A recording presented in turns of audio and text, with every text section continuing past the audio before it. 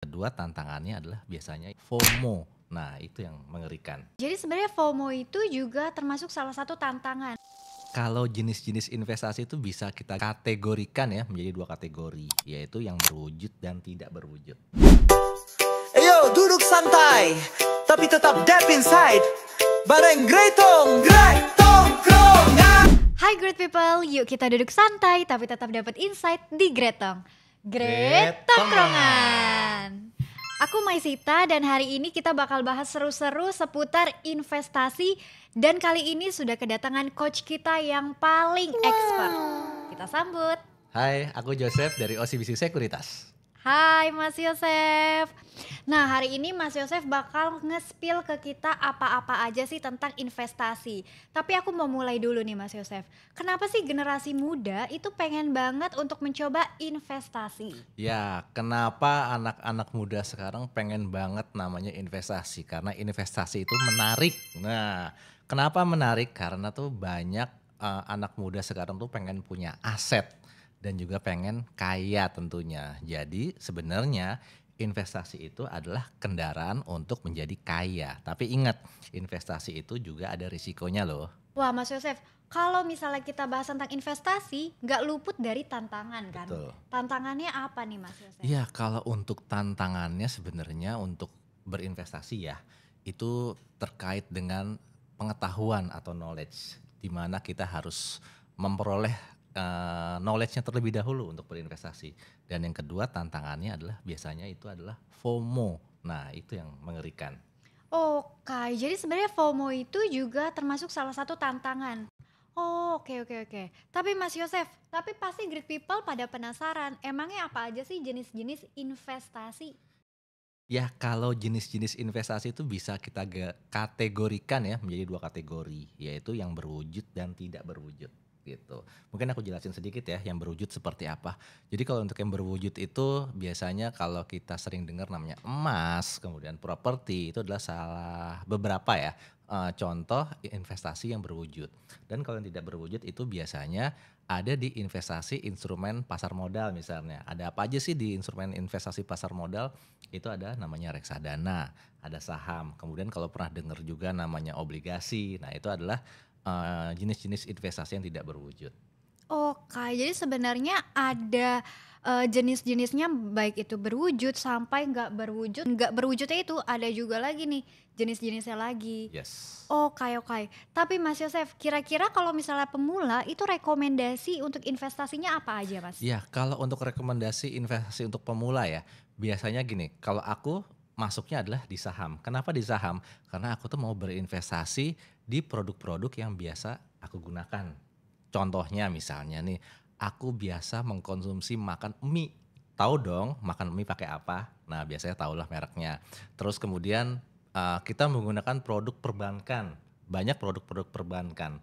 Dari situ aku mulai berinvestasi saham untuk memiliki saham-saham perusahaan tersebut gitu. Dan aku punya informasi menarik nih buat teman-teman dari Great people. Great People ya.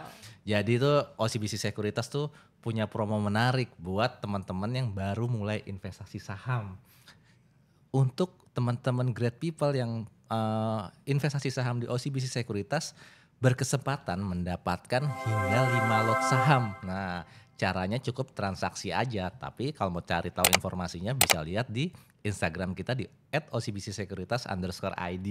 Oke oke oke oke. Nah, tunggu Mas Yosef. Tapi kira-kira sebelum kita investasi, penting nggak kalau misalnya kita punya asuransi? Oh iya, tentunya penting banget sih. Jadi sebelum kita mulai investasi, alangkah baiknya kita punya asuransi dulu. Kenapa nih ceritanya nih? Kenapa sih harus asuransi dulu? Jadi itu sebenarnya itu ibaratnya nih asuransi itu sebagai perisainya, sebagai tamengnya pada saat kita punya investasi gitu.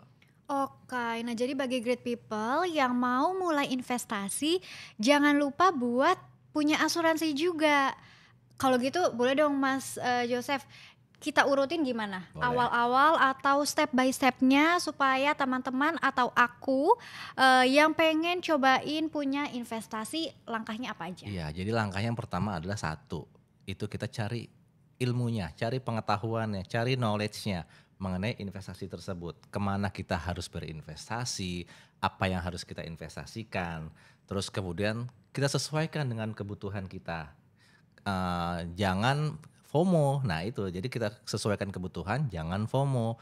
Terus kemudian baru beranjak lagi, kita lihat, oh kita kelola, kita lihat nih apakah investasi ini tepat buat kita. Jadi ada ilmu pengetahuannya juga, ada kemudian seperti misalnya kita harus kemana arahnya, Tujuannya tujuannya. berarti ya. Jadi kita udah tahu nih tujuan Oke. investasi tersebut. Setelah itu baru deh jangan jadi wacana tapi kita realisasikan Betul. juga.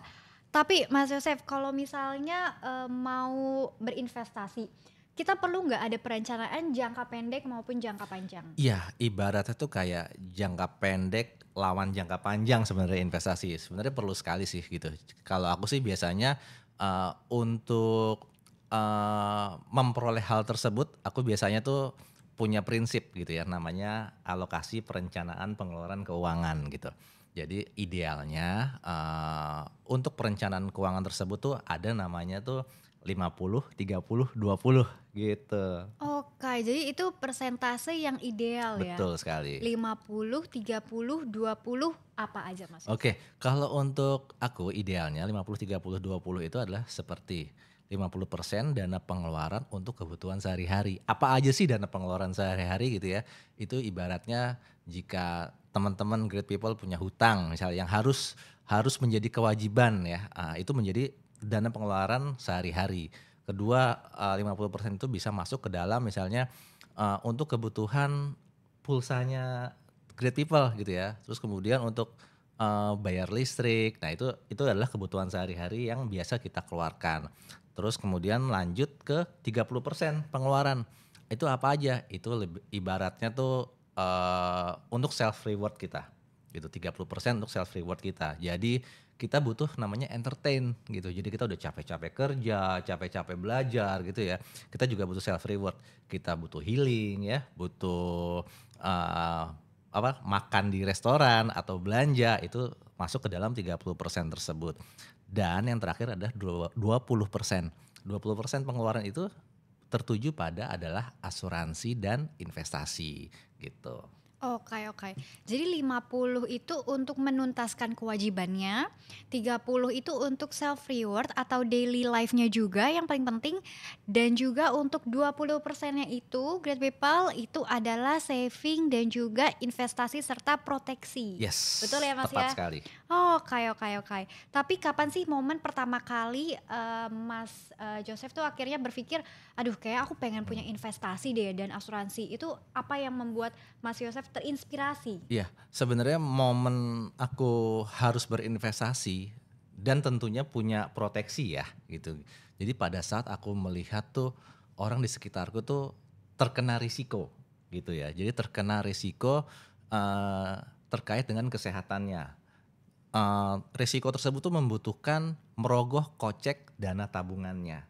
Jadi ibaratnya tuh dia sudah nabung sekian puluh tahun, tiba-tiba dia terkena risiko tersebut, risiko kesehatan tentunya, dia harus mengambil dana tabungannya. Nah makanya di situ aku berpikir dan melihat betapa pentingnya asuransi dan investasi itu harus jalan beriringan gitu. Kenapa jalan beriringan? Tadi aku udah spill di awal.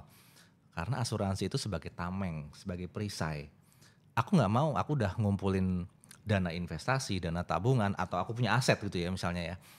Itu pada saat aku terkena risiko kesehatan, risiko sakit, aku mengambil dana tabunganku, menjual asetku. Apa yang udah aku bangun bertahun-tahun, itu bisa hilang aja nanti gitu. Nah makanya itu sih aku momen-momen itu selalu aku secara konsisten lah bisa dijalankan gitu. Oke, jadi sebenarnya untuk menghindari risiko tidak terduga ya Mas ya. Yes. Lebih baik kita persiapkan terlebih dahulu investasi dan juga proteksinya. Wah, thank you banget nih Mas Yosef. Obrolan kali ini nggak cuman seru tapi juga ngena banget buat generasi muda yang pengen menyiapkan perencanaan keuangan hingga masa tuanya. Wah, Mas Yosef, dari obrolan kali ini ternyata nggak cuman seru tapi juga edukatif banget buat aku yang pengen nyoba investasi dan juga pastinya buat great people yang akan berinvestasi dan juga buat pemula-pemula lainnya. Nah, buat great people, semoga teman-teman dapat insight baru untuk mulai langkah kecil untuk masa depan finansial yang lebih aman. Jangan lupa buat share video ini, subscribe, like, dan juga komen di bawah ya. Aku Maisita, Dan aku Joseph. kita pamit undur diri dari tongkrongan hari ini. Dadah!